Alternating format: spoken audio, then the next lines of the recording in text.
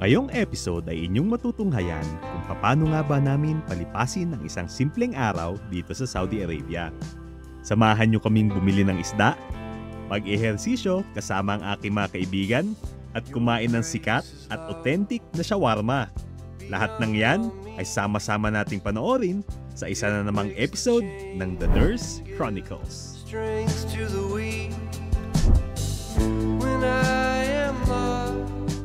Good morning sa inyo mula dito sa Najran, Saudi Arabia. Ngayong araw ay naghihintay kami ng nagtitindang isda Pilipino din, galing Jizan. Medyo marami na rin kami dito naghihintay. Si Chester, mamimili ng kulay pulang isda yan. At ilang sandali na lang nga ay nandito na ang aming pinakihintay. Ang mga biyaherong Pilipino na galing Jizan. Marami-rami din ang kanilang mga tinta ngayon. Meron silang lapu-lapu at ang paborito nating bangus. May bangus? Yung bangus. May bangus na ako. Tagal ko hindi nakakain ng bangus. Isang taon na siguro. Ito nga pala ay hindi ang kanilang primary na trabaho dito sa Saudi Arabia. Ito lamang ay ginagawa nila pag sila ay walang trabaho para kumita naman ng extra. Sir, ang pangalan niyo, sir? Alfred. Alfred. Sir Alfred. Taga saan mo kayo sa Pinas? Sa Rafael. San Rafael? Bulacan? Bulacan. Ako yung taga Batangas. Ah, Saan nyo ito na kukuha itong mga... sa Albert na. Isa. Sa Jizan, ha? Ilang oras mo biyak? 6 hours. Ang nakapal mo na. Galing po ito. Galing pa. Ang Jizan ay hubigit kumulang 334 na kilometro ang layo mula dito sa syudad na Najran. At hindi biro ang pagpunta rito, lalo na kung magmamaneho ka sa gabi dahil kailangan mong tahakin ang matatarik at palikulikong daan sa kadiliman. Kaya mga sakripisyo ng mga OFW dito para sa pamilya. Ayos na po. 2 kilo. Ano? Dalawa. 2 kilo. Ito pa yung sa akin, Salvio. Kasama tong bangus. Tayo na't samahan niyo akong linisin ang isdang binili natin.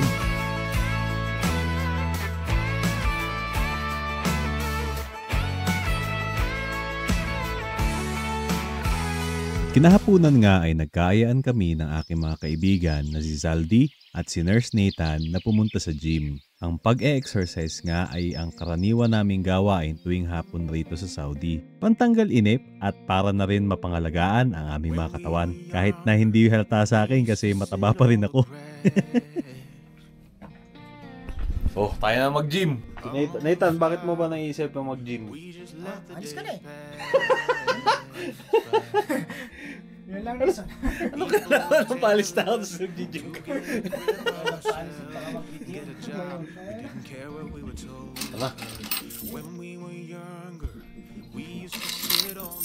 At hindi nga nagtagal ay nagtungo na kami sa gym. At nag-decide muna kami na mag-warm up ni Nathan para naman hindi kami ma-injury kasi matagal-tagal din kami hindi nakapag-gym eh. Stay up all night singing songs on the terrace. We didn't mind sitting out in the cold. It was impossible to make us embarrassed. We were free. Ayos. Kumusta warm up? Ayos. Ayos warm up namin. O, buhat tayo.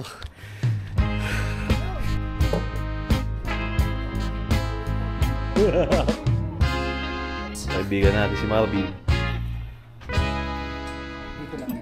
Matagal na rin nating kaibigan tong si Saldi.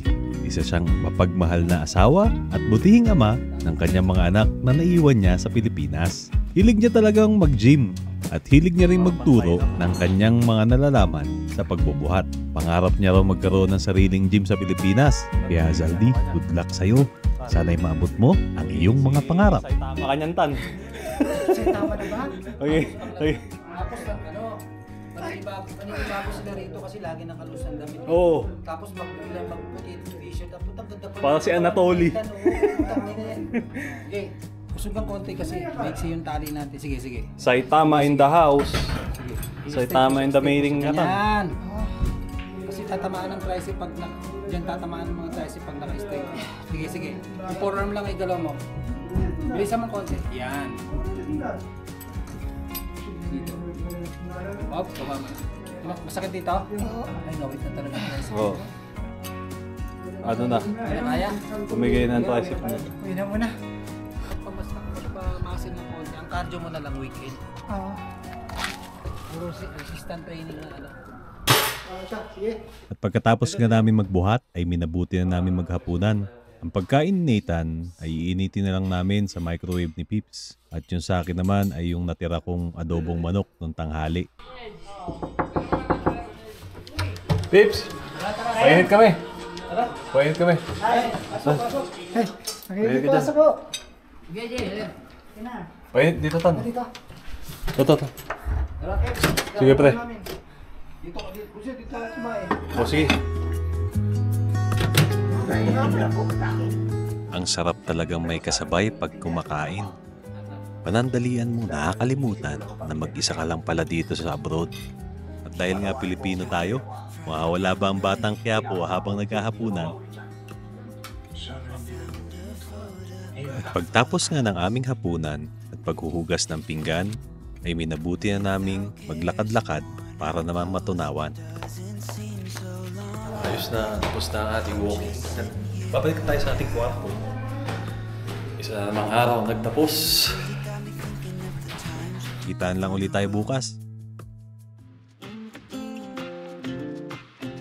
Kinabukasan nga ay hindi na ako nakapag-vlog kasi ang sakit ng katawan ko.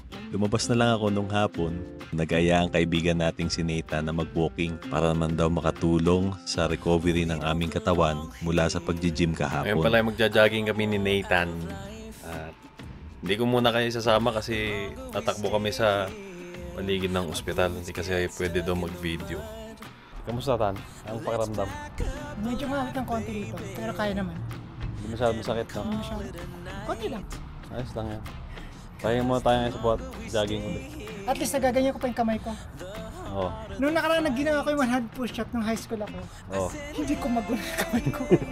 Alam mo yung kung magbabayang gano'n yung kamay, hindi ko maganyan. Ngayon ayos, no? Mas kumaganyan. Dapat stick talaga. Eh, pero ako naman ako. Pagka tumagal ka na ano, mga siguro 1 month o 2-3 months, maramdaman mo tumataas ang ano mo, ang strength mo. Oo nga eh. Tingnan natin.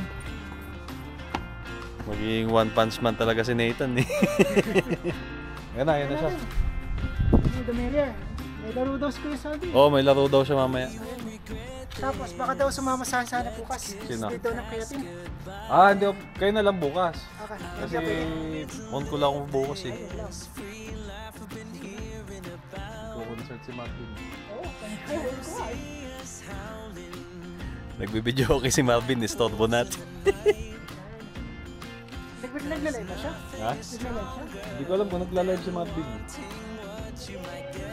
Ayan na. Ayan, nag-on. End of tumisak to. Brad! Ah, ayan na. Ito si tropa natin si Marvin to eh. Yun! Tara. Game na. Bye-bye. Maya uli. At syempre, ano pa nga ba ang gagawin pagtapos mag-walking? Eh di kumain. Ngayong gabi ay pinili naming lumabas at kumain ng shawarma. Ito kami ngayon ni Nathan sa shopping center Olivatan. Shopping center. Naalala mo yung nakaraan naming vlog? Naglalakad kami ni Nathan doon sa paano mag-prometric yun. Nandito kami ngayon. Magsashawarma naman kami. Shawarma naman. Yan. Dito ngayon may tao na. Ha? May tao na. Oo, marami ng tao ngayon dito kasi gabi na eh. Marami ding ilaw. Bigla kami nagutom ni Nathan dun sa ano, sa jogging namin yun. Tindahan yan dito ng mga pasalubong, pabango, pangregalo. Dami diyang mga ano. Lagi lang naka-sale. Lagi 60% off. Ito yung paborito nating kainan no. Diyan na kami lagi nagbo-browse ni Nathan eh. Diba Tan? Plus, sa plus. Hmm. Ito. Ay, di ba? Ayos din, no? Sabi ni Nathan kanina, masakit daw yung katawan niya. Kasi nga dahil sa pag-gym namin kahapon. Pero natutuwa siya nga kasi nade-develop na yung mga muscles niya. Muskets. Yeah. Muskets. Mga muscles si Nathan. Muskets. may improvement. Oo, nininitan sa shawarmahan. Yung shawarma dito, laki. Yan, hiwain mo na nila doon na yun, niluluto nila sa charcoal. Tapos yun na yung station nila paggawa naman ng sandwich. Pinigrid din sandwich. Sarap ng shawarma dito. Marami ka lang dito kung mga bibilhang restaurant, mga fruit shake. Kaya mga uso dito, fruit shake, pritong chicken, mga fast food. Tapos karamihan sa kanila puro take away. Pag tinatamad kaming magluto, yun ang ginagawa namin. Bilhin lang kami ng shawarma o kaya chicken. Presyo pala ng lahat ng pinili namin, Pepsi tsaka isang shawarma is nasa 14 riyal. Sabi ni Nathan kanina, akala mo 14 lang pero pag nag-convert ka na, mahal pala. Ba daw yung psychology pagka maliit yung... Ano yung sabi mo kanina? Pag maliit yung presyo, parang, alam mo, parang dapat kaya. Pero kapag na-convert mo na, parang di mo na kaya ata. Kaya, laki na sahod mo eh. Oo. Pero iisipin mo na, yung una pagpunta ko rito, di ba, niliit na mga presyo na inganyo kang pumasas. Oo. 3 riyal, 4 riyal. Kala mo, 3 pesos lang yun. Oo. Pero pag kinonvert mo yun, yun na pala yun. Di ba, convert sa 1 riyal, 15 pesos. 15 pesos na ngayon eh, 1 peso. 45 na. Sa bagay. 45 pesos.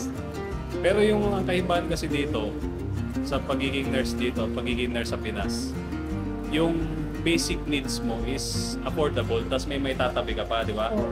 Di ba? Dito na yung shawarma namin. So, what's that? 50. Kami ngayon sa tabi ng daan, sa tapat lang nung aming binilhan. Nalala nyo to? Nag-vlog din ako dyan. Kumain kami ni JR dyan ng magdut. Chicken naman na may, na may rice. Ganyan kalaki shawarma. Laman nito chicken. Tsaka potato. Kain na tayo. Sa pag-a-abroad ay marami kang makikilala at lahat sila ay may kanya-kanyang bagaheng dinadala. Ngunit gaano man kabigat ang hamon ng buhay, ay tandaan mong hindi ka nag-iisa at lagi kang may mga kasama. Kaya kabayan, kaya mo yan! Hanggang sa susunod na episode, paalam!